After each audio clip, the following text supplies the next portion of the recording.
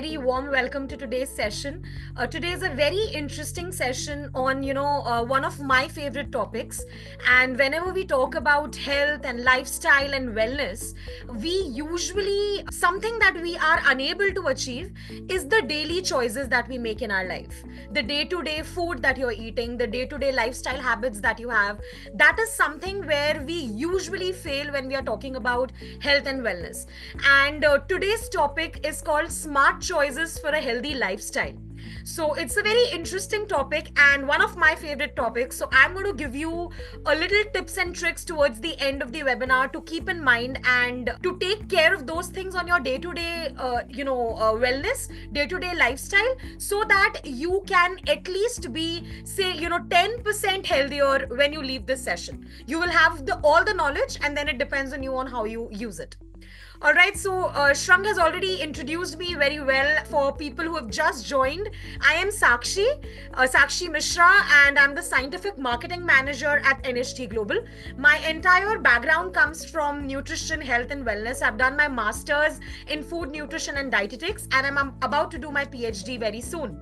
So my passion lies in health and wellness. I really like talking about it. I really resonate with the idea of letting people know how it is easy to maintain your health and wellness, and it's no rocket science. It's actually very, very easy. Initially, when I started doing this, I used to think it's like very difficult, it's rocket science. But when you understand that, okay, this is good for you and this is not, you eventually start making better choices in your day-to-day life, and that leads to a healthier you. So today I am going to talk to you a little bit about health, nutrition, the area where I have a little bit of expertise in. I'm going to talk to you about that, and towards the end we will also take some questions from you. So wherever in the session you have any questions, just park them in the chat box and we'll take it towards the end. All right, so are you all ready? Excited? Fantastic. I see a lot of yeses. I am excited too. Perfect. So let us begin with today's session. So the number one thing I'd like to talk about before we tell about what's healthy, let's talk some numbers today. That what exactly are numbers saying when it comes to the overall health and wellness. So the numbers say that in India, we have about 2.9 to 14% teens who are usually overweight and obese. So that's like, quite a bit, wherein roughly about 15% of teens are usually in the overweight category. However, when we talk about undernourishment, wherein people are, underweight and malnourished, etc., at least a third of world's total population is undernourished. So, say about 46 million stunted children in India, which is very, very alarming. And when we talk about deficiencies, nutritional deficiencies, which is extremely common. It could be vitamin deficiencies, mineral deficiencies. It could be even regular deficiencies like your protein deficiency, your vitamin D deficiency, very, very common these days. So what we see is at least one or more micronutrient deficiencies present in about 1/2 of school and college going children. And I believe that most of you come from that category. So this is really alarming. In a country like India, where, we call ourselves a young country because we actually give all our hopes on our youth and on the people who are in the school and in the college and are going to become pioneers in their field later on in life. So one thing that becomes very important during that time is your nutrition. What are you putting in your body? And that is going to reflect, later in life. And that is going to stay with you till a very, very long period in life. And that is why it becomes very important to talk about such a topic for people who want to build a good career, for people who want to excel in their fields. Nutrition comes like, it's like a byproduct. If you don't take care of this, you will not reach where you really want to, or you will take a lot of time to reach where you really want to. right? So here's a little gist on what usually our healthy eating patterns used to be like. Our traditional breakfast plates when we were younger, it used to look something like this. We used to have home cooked good warm good food. It could be different in different areas, because I know you people come from different areas. It could be poha, it could be idli, dosa, it could be paratha, it could be anything that is home cooked. And anything that is home cooked automatically becomes a little healthier as compared to something that you get from outside. Now, even when it is home cooked, it is important to choose the right kind of nutrients, and we'll come to that later. So this is how our traditional breakfast plates used to look like. Now what has happened is we've taken a big turn towards the modern trends. We have started actually going towards the westernization, where western culture is usually this kind of breakfast plates, having a lot of burgers, pizzas, donuts, french fries. All the processed foods comes from the westerners, and we have actually started adapting to it slowly, especially the kids, especially the teenagers, who usually, if you have to go to your canteen or if you go to a restaurant, you'll quickly order for a fast food and eat that and just go, right? And that's become a trend with time. However, this drastic change in the food pattern is actually a very big problem for all the health concerns that you may face later in life. Because right now, if you may be fond of these things, but you have to have those things in moderation so that you can have a healthier life later on in life. Right? So this is a big problem, that our meal plates have started looking different now. And that is a problem which we have to address as we go ahead in this session as well. All right. So there are various factors that have impacted the trends of teenagers, especially. And I have listed a couple of them for you. Number one is the emerging fast food trend. We find it very cool to quickly grab a fast food and just get done. We really don't want to sit and have roti, sabzi, dal, chawal. What our traditional things used to look like, we usually don't want to do that, and we have actually gotten and adapted to the fast food era. Also, there is very easy access to junk food. So I wouldn't completely tell the children to be blamed for this. We as adults have to also give limited access to things that are not healthy for our children. It could be kids, it could be teenagers, it could be even adults for that matter. The more you keep it in front of your eyes, the more you want to have it. You must have heard a quote, it says, out of sight, out of mind. So if it's in front of your eyes, you'll crave for it and you'll want to have it. So easy access to junk food is another problem. And of course, this trend has slowly penetrated in the rural areas also. So initially, it was only urban kids. We used to call it urban obesity. In our field, we call it urban obesity because people in the urban areas are more exposed to these things. Now, that's not the case. Now, equally, the rural kids are also exposed to similar things, and which is leading to a worldwide problem.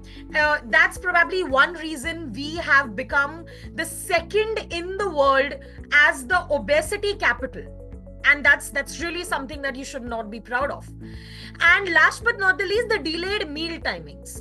We are very okay with eating our food at a very convenient time, usually especially the dinners these days have become very delayed. We have our food and we immediately go to sleep. All of that is actually creating a big problem when it comes to overall health and wellness of our kids, especially the teenagers. So what has happened to the food basically? It's not actually the way it used to be. It's not all gloom and doom. Number one is the globalization that has happened. So, a lot of people are earning money out of the fast food that you're having. So it's actually money at the stake of your health, which is not something that's cool. Also, the kind of technology we have, the nutrition science that we talk these days is a positive side of it. There was a time when people were not aware of what is good for their bodies and what is not, and they used to just follow what is going on. But now people ask questions science also. There is also a whole new field called nutrition science, the one I am in, wherein a lot of good minds come together and make easy things for our people to eat. So for that matter, making easy and healthy snacks, making easy and healthy recipes at home is something that's become a very good venture these days for a lot of people in this area, right?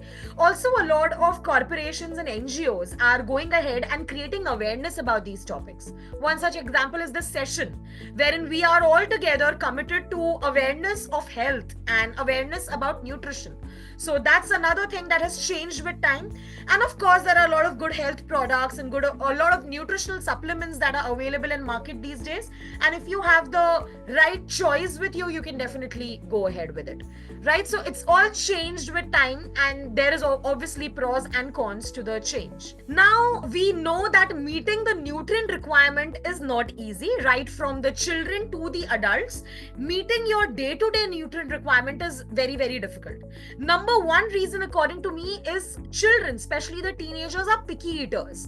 They don't like having the vegetables, the fruits, and the regular roti sabzi dal chawal. They don't like that. They're very picky with it. Also, the lack of physical activity is a big major problem, because if you are not physically active, you are inviting health problems with you, for you, later on in life, which you might not realize at this early age, because right now you're all active and nice when it comes to day-to-day life. But doing a little bit of physical activity, and for children it could be as good as playing a game. It could be a game of football, it could be a game of basketball, it could be something going on the playground and playing. It is not just sitting on your couch and playing a video game. If you are doing that, you are probably not addressing the problem that lack of physical activity could create later on in your life.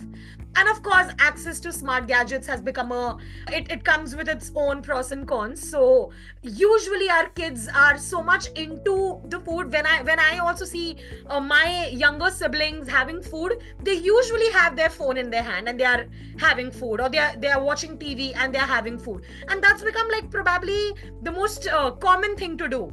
So the usual mindful eating has gone away, wherein we just take our plate, concentrate on our plate, enjoy each and every morsel and eat the food. That's probably just gone away, and that's the reason meeting nutrient requirements has become a big problem these days. So I understand that having a good health usually requires a lot of self-management, and it could be everything. So there could be your food, your physical activity, your stress patterns, and various other things. So it's a challenge. It is not something that I wouldn't say it's rocket science, but it's not that easy also, because if it was that easy, all of us wouldn't be struggling with our health. We wouldn't be the second in the world to be the obesity capital. We wouldn't do that.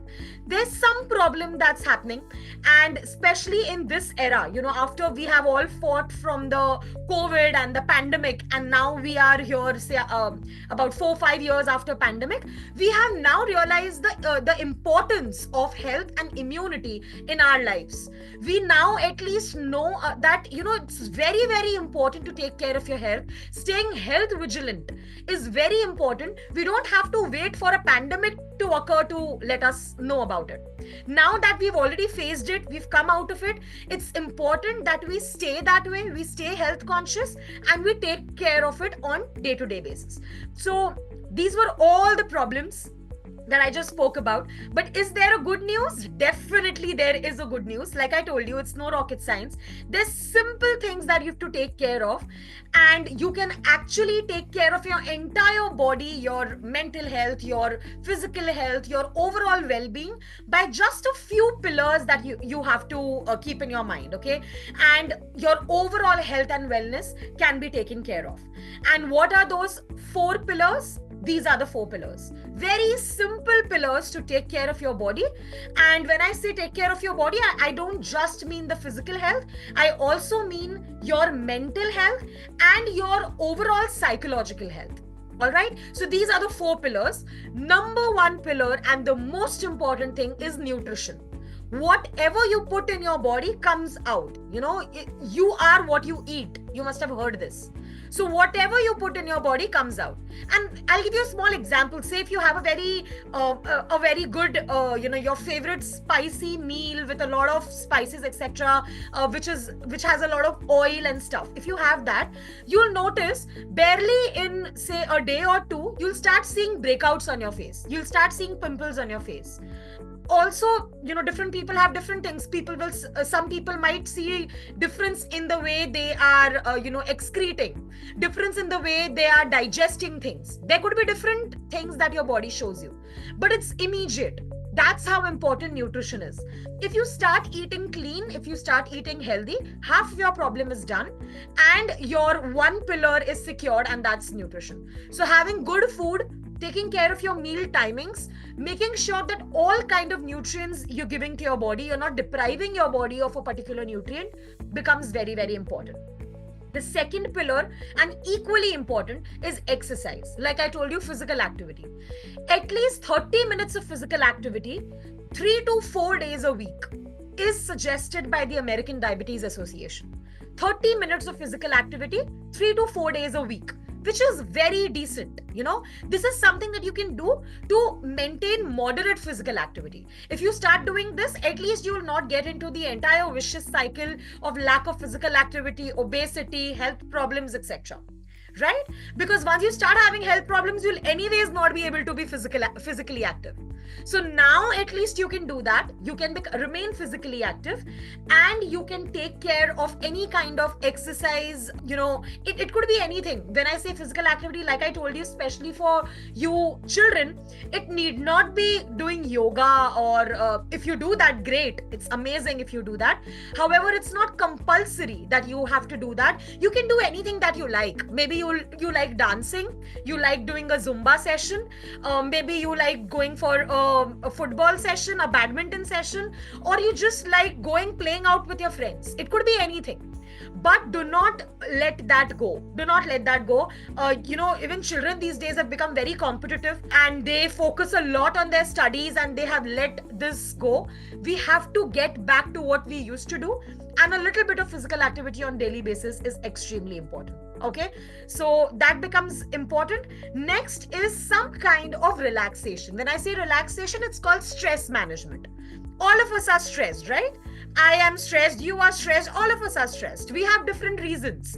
It could be small, it could be big, but stressors are very, very common. So what is important is identifying the stress and fighting from it.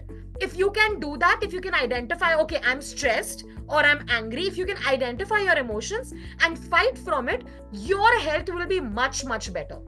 So, say for example, if I am stressed because of anything, what do? I usually hear music. I love doing that. That's like me time. I love to hear music. Some people might just go out for a walk. Some people might just drink a glass of water. It could be anything. But you have to identify that you're stressed, and taking care of that is important. It could be, talking to your friend. It could be talking to your mom. It could be anything that you like. So anything, but you have to identify that. That becomes important. So stress management is another pillar, third pillar, which is very, very important. And last but not the least, sleeping. Sleeping at the right time for the right amount of hours becomes extremely, extremely important. If you do not do that, you will probably have a tough time later on in life. So say if you are sleeping for 4 hours a day, 5 hours a day, which is very common in teenagers, by the way. It could be various reasons. Maybe you're playing game at night. Maybe you're watching a movie at night. Or maybe you're just not being able to sleep at night. It could be anything. But say if you're only sleeping for 4 hours, 5 hours a day, 10 years, nothing will happen. 20 years, nothing will happen. 30 years, nothing will happen. And suddenly you are 50. And not even 50 these days. Suddenly you're 40, 45 years old, and you've got all the problems. And what's the reason? You didn't even realize that you were not sleeping well, and you could have avoided it.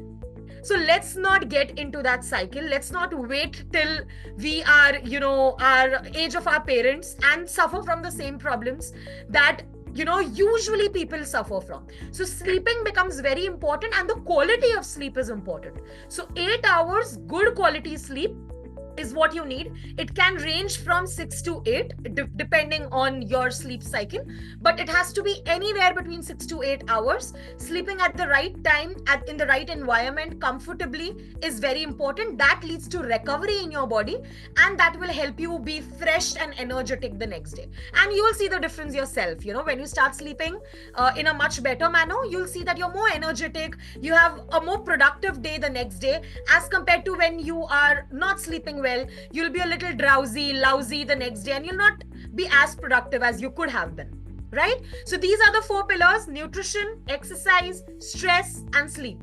If you take care of these 4 pillars, a lot of things will be taken care of. You might not even have to visit a nutritionist or a doctor like me if you take care of these 4 pillars. All right. So other than that, I'd also like to give you a little nutrient requirement. A lot of people of your age keep asking me, what is the regular calories that I should consume on a daily basis? So this is what you should consume.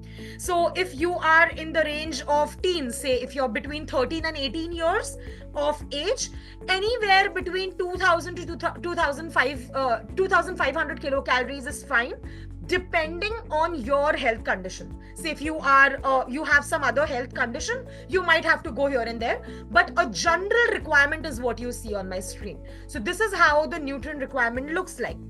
Now, what is important is the macronutrients that you consume on a regular basis.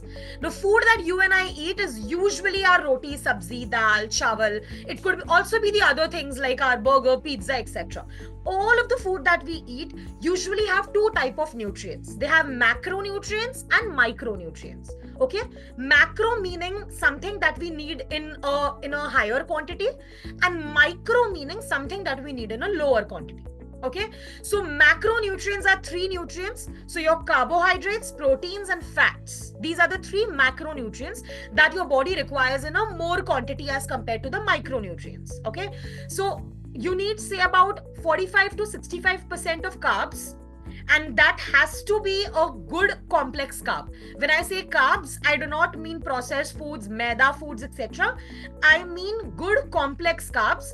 It could be your millets, it could be your fruits, your veggies, all of it give you a good amount of carbohydrates. So having complex carbohydrates is important, which also gives you some amount of fiber. Okay, then we come to protein.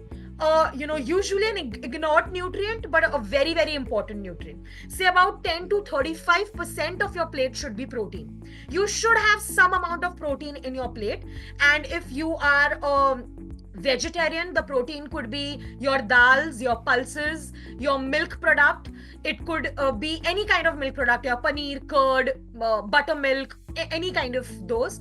Also, some amount of nuts and seeds also have some amount of protein. So this is where you get your proteins from. Millets also give you some amount of protein. However, if you're a non-vegetarian, you have a lot of variety of options. You can have your fishes, your chicken. Make sure you don't have a lot of red meat because it gives you protein, but it comes with a lot of cholesterol and bad trans fats. So make sure that you have the cleaner ones. So your chicken, your fish, etc. is good to go. Okay, and of course your egg is a very good source of protein that you can have if you are a vegetarian. All right, so that comes with protein. One source of protein has to be in your plate. Then we come to fat. We have to make sure that we have, say, about 20 to 35% of fat. We usually think that fat is the bad guy and we ignore fat. However, you need some amount of fat, and when I say fat, I say good fat. You have to have good quality fat in your diet. Say the sources of EPA, DHA, the omega-3 is very, very important for your diet. Okay, so your nuts give you good quality fat. It could be, your almonds, walnuts, all of that. Even flax seeds give you a good amount of omega-3. So even your seeds and nuts, it could be sesame seeds, the regular till that we have, the black till or the white till, you can have that too. Also, your the regular nuts, sunflower seeds, your flax seeds, almonds, walnuts, all of this, at least a handful of it should be a part of your daily diet.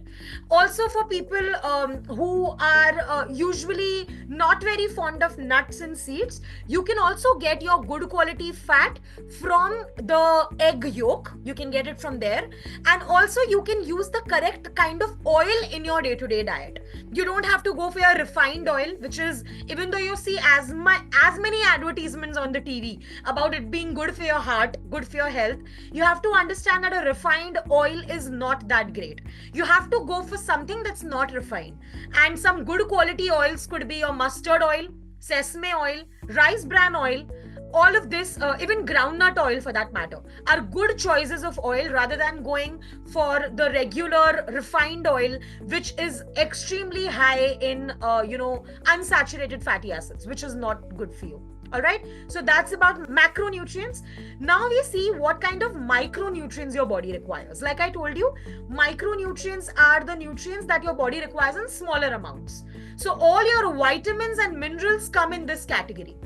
So because you require it in smaller amount doesn't mean you ignore it. It's very, very important.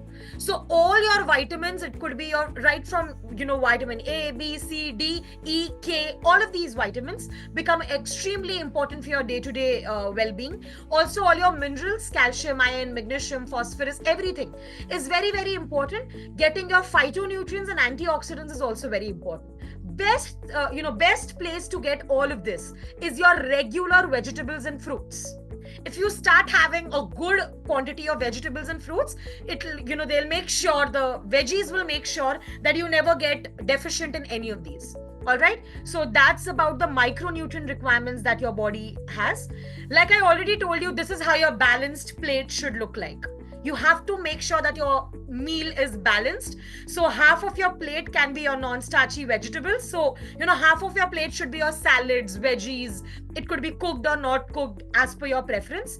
1/4 has to be your proteins, which could be all the proteins that I just told you. And only 1/4 has to be your starches and grains, etc. So the moment your plate starts looking like this, you have taken your first step towards a healthier you. All right. So make sure your meal is completely balanced. Now that we've spoken so much about how to eat healthy, I have to tell you this, that when I say eating healthy, when people talk to nutritionists, they think that the nutritionist only eats healthy. It's not like that. We usually follow something called as the 80-20 rule. And this is a beautiful rule that all of you should follow in your day-to-day lives.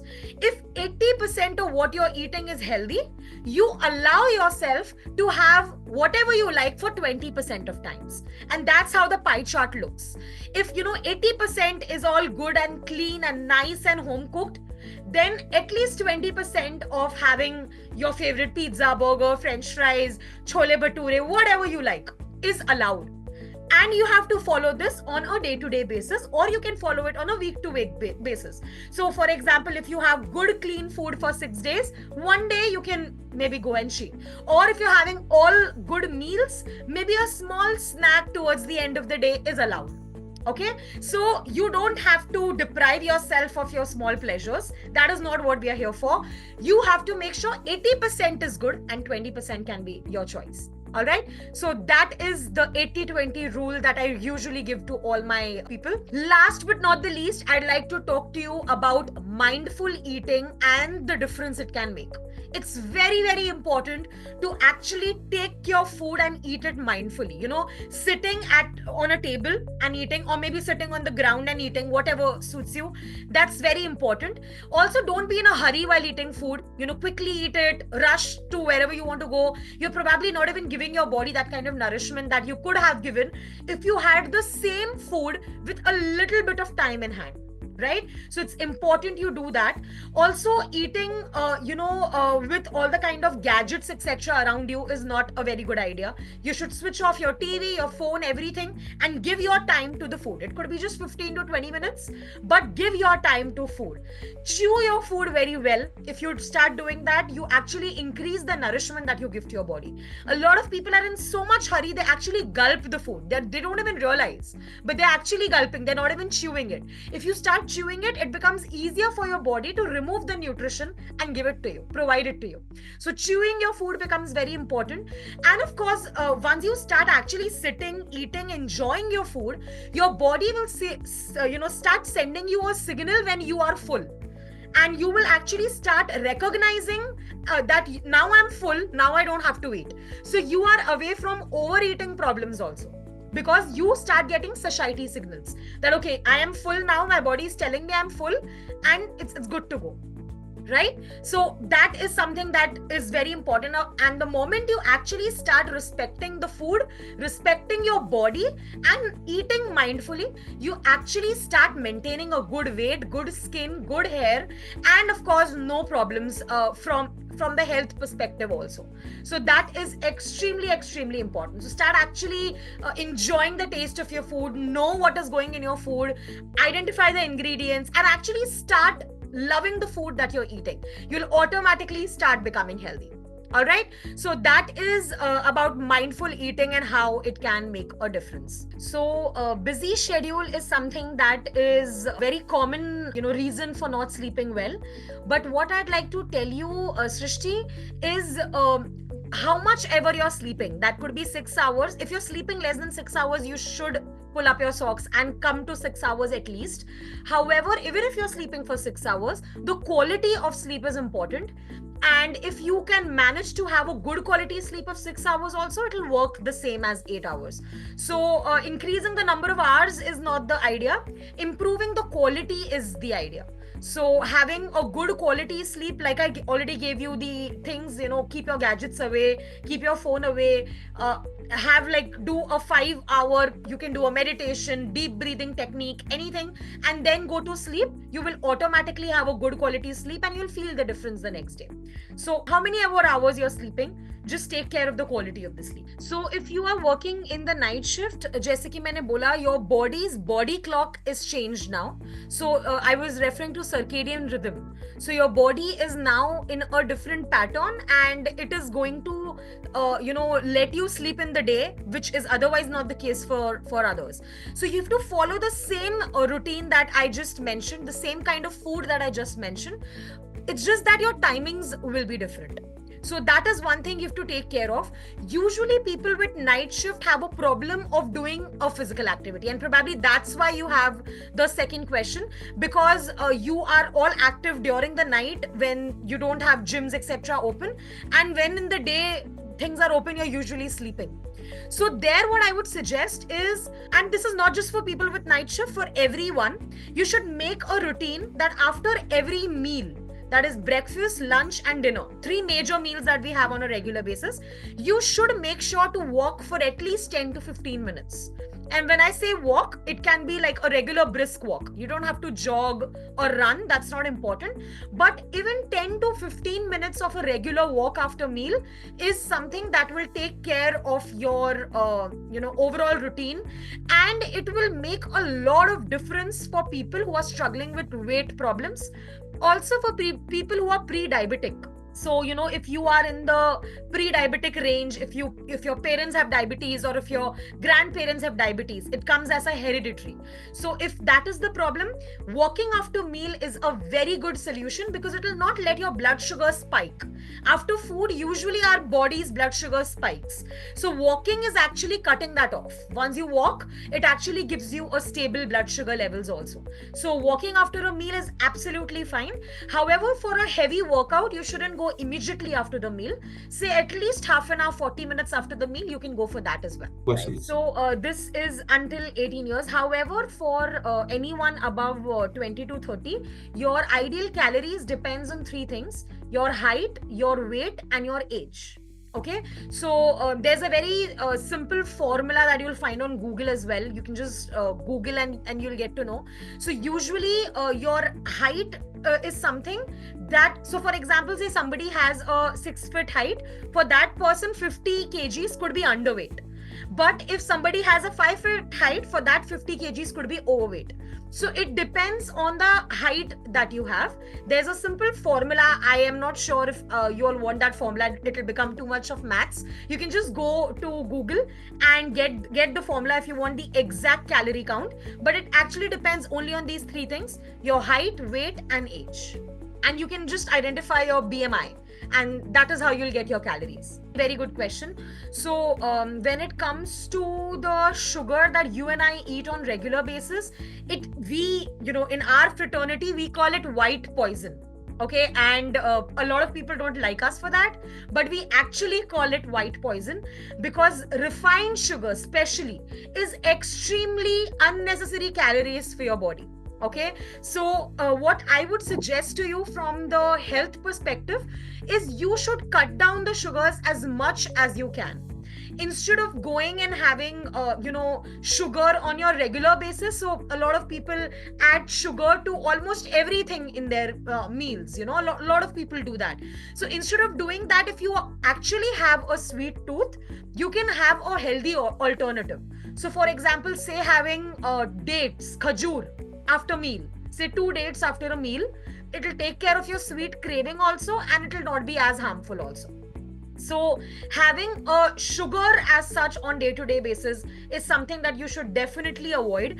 And when our people want to have sugar, what we tell them is, first of all, cut the sugar as much as you can. Wherever you cannot, for example, chai bina shakkar ki agar aapko nahi achhi lagti, you have to have sweet in the chai, then what I would recommend is add jaggery instead of sweet. It's at least a little less refined, so it is not going to impact you as much as the sugar. However, the calories of jaggery and sugar is absolutely the same. So it's not like you're going 0 calorie or something like that. That's not the case. Only difference is the process. So jaggery is a little less refined. So if you want to have sugar, just go for a jaggery as a alternative to sugar. However, if you can avoid it, just avoid it completely, and you will see the difference.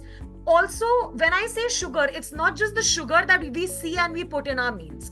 Sugar also comes in a lot of hidden forms these days. So, the packet, the chips that we take has a lot of sugar added to it. We don't realize it because it's not tasting sweet, but it has a sugar added to it. If you actually start reading the ingredient list behind the label, you'll actually realize that there's so much sugar in a lot of things. Even the sauces that you and I eat on regular basis, the ketchup, the sauces, has a lot of sugar added to it.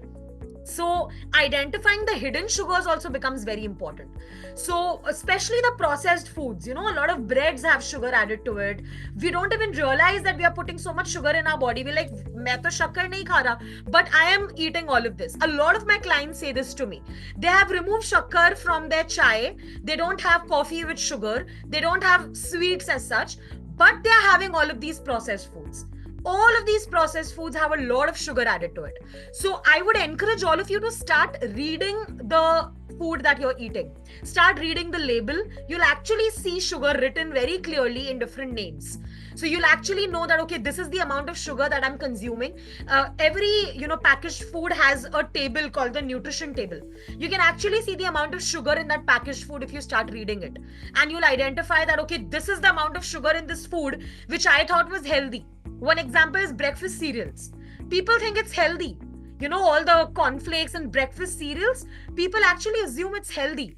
Probably it's not. If you start reading the labels, you'll know that there's so much sugar, there's so much trans fat added to it that everything is not healthy. There might be brands that are giving you healthier versions, but not all the brands are giving you the healthier versions. So start reading the labels also, that I would advise you when it comes to sugar intake.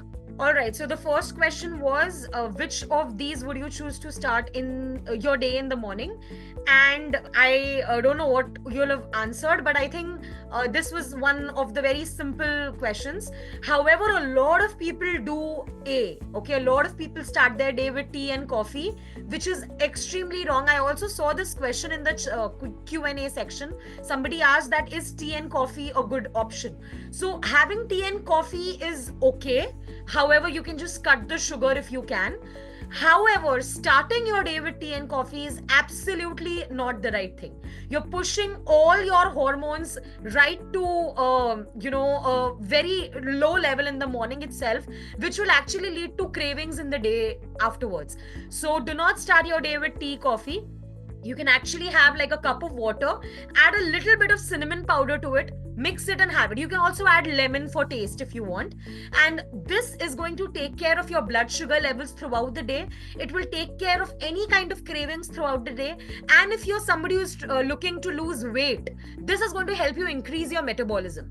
So cinnamon water is a very, very good option, and that's the correct answer, option C. The next question was, honey, jaggery, brown sugar, or molasses have the same impact on your blood sugar as regular white sugar. So a lot of people usually think, like I already told you, that jaggery is a better, when it comes to the kind of options, the quality, jaggery is definitely better. However, they have the same impact on your blood sugar levels because they have the same calories. Right? So having, say if you have honey, jaggery or brown sugar or even molasses, all of them will increase your blood sugar levels in the same way. So that's a myth that I am having jaggery wala tea or I'm having jaggery wala dish, so my blood sugars will be fine. Especially a lot of diabetics say this, that I had a sweet which was made of jaggery, not out of sugar. But it is going to increase your blood sugar levels in the same way because they have the same calories. They have the same glycemic index. So they are going to increase your blood sugar levels in the same way. For context, 1 gram of sugar or jaggery or anything gives you about 4 calories. So just imagine the amount you get when you eat a sweet or you eat anything that's like way, way too sweet. All right. So here the answer is A. That is true. Next question was, which of the below foods are hidden sources of sugar? So I think we just discussed this. Somebody had asked a question on sugar. Like I told you, a lot of this that's mentioned has sugar added to it in hidden forms. We don't realize because it's not tasting sweet. For example, cornflakes. The regular cornflakes, if you taste it, it's not sweet. But if you actually see the label, the back of the product, you'll realize the amount of sugar that goes in. So cornflakes, mouth fresheners, sauces, salad dressing, and ketchup. All of this have hidden sugar added to it in different ways. So here the answer is D, all of the above. The next question was, which is a healthier meal option? The A that you see on my screen is chaat, chana chaat, and B that you see is khasta kachori. Here again, very simple. The correct answer is A, that is chana chaat, because it becomes a kind of protein-rich meal option, and also there's less amount of unnecessary fat, sugar, etc., which is present in khasta kachori, which is tasty, by the way. However, it has a lot of fat in it. It has a lot of trans fat in it because it is deep fried. So if you get an option which is always available when you're eating out, you should always go for the first option. The last question that we had was, which is a healthy snack option? The A that you see is makhana, fox nuts, and the B that you see is the potato chips. So definitely the correct answer is A, makhana, because it gives you a lot of good nutrients. It also gives you some amount of calcium. Also, it gives you a lot of micronutrients and it fills your body as well. So makhana with a little bit of spices, you can just roast it and have it. It's a very good snack option as compared to your deep fried potato chips, which might taste good but is not healthy. Absolutely not healthy. So if you have an option like this while munching on snacks at your workplace or in your college or in the school, please go for option A. That's makhana. All right. So I think with that, we are done with the quiz. This was the last question. Here are some recap tips for you before we end. I already told you about all of this. You should start consuming whole grains and millets as much as you can. Have multi-grain instead of just sticking to one grain, which is usually wheat. So start having more of multi-grain, jawar, bajra, oats, ragi. Start including these millets on your diet. Have at least one portion of fruit in a day if you can. If you are not restricted for fruit, you should have at least one portion of fruit. Consume 2 to 3 servings of vegetables in a day. It could be cooked veggies, it could be salads, it could be anything. It could be even juices of vegetable. But don't add any kind of extra sugar, etc. to it. Okay. Also make sure that you're aware about your fiber requirement on day-to-day basis. One day you require about 25 grams of fiber, and if you start having that on a regular basis, your bowel movements will be regulated, which will be great. You also consume at least 3 to 4 liters of water in a day. That is something a lot of people ignore. Having regular amount of water, say 3 to 4 liters of water, is very very important. So Is you 6 liters should. okay? Shivani Gupta is on 6 liters. Is Six that liters. Oh, that's too much. That's too much. You don't have to overdo on water because it'll then go dilute your juices. You have to make sure that you stick to somewhere between 3 to 4 liters. If you are around this, you will take care of your overall hydration requirements, and your toxins will also be removed from your body on day to day basis. So make sure you're hydrated. Very very important. Then doing some amount of breathing exercises is again very very important, because in the hustle and bustle of our day to day lives, we have actually started breathing that we don't even notice. Deep breaths has become a concept that you have to sit and do 5 minutes of breathing exercises, because we don't breathe consciously anymore. However, it's very important that, because we don't get a chance to breathe consciously the entire day, if you can do that, great, very good. However, if you can't, remove 10 to 15 minutes a day and practice some kind of breathing exercise. It could be pranayam, it could be anulom vilom, it could be anything that you are okay with. But some amount of breathing exercises, it will also help you to release some stress from your body. Very good. Then again, I already spoke enough about sleep. Having an average 8 hours of sleep a day is very very important. Last but not the least, improving your level of physical activity is very very important.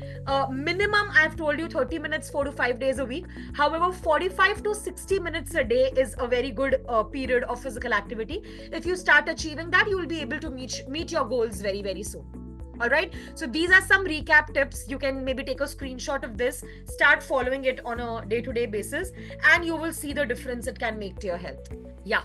So that's about today's session from my end. I hope you all had a lovely time understanding about health, nutrition, taking all the tips from my end. If you need any further clarification after the session, feel free to get in touch with me on my Instagram handle. All right. So I think that's it from my end.